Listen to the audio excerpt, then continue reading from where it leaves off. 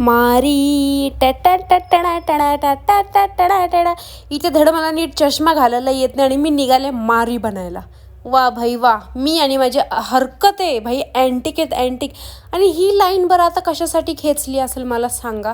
हे काल नव्हतं, हे आज सकाळी अचानक मध्ये झालेलं आहे. माहिती नाही कशासाठी लाईन खेचलेली आहे. I don't know Y. इथे मी रिक्षामध्ये बसलेली आहे, निघाली आपले ऑफिसला टुनुक मुनुक टुनुक मुनुक टेडेमेडे रस्त्यामधून. आणि इथे मी 10 वेळा कॅमेरा ओपन करून स्वतःला बघणारी आणि खुश होणारी. इथे आता वाजलेले आज संध्याकाळचे 5:30 आणि मला लागली आहे भूक. तुम्हाला तर माहिती आहे त्या चटरपटर खाल्ल्याशिवाय माझा दिन जात नाही. सो मी खाणार आहे आता बनाना चिप्स, जे की मी इथून खालून घेऊन आले. 20 रुपीजला, गायस 20 रुपीजला एकदम सस्ता होता म्हणून घेतलं.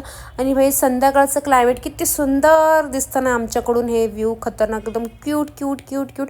घरी जायच्या टायमिंगला मी कुठल्या खायल्यांमध्ये डुबली काय माहिती. मधूनच मला मनातल्या मनात हसायला येते. I don't know Y.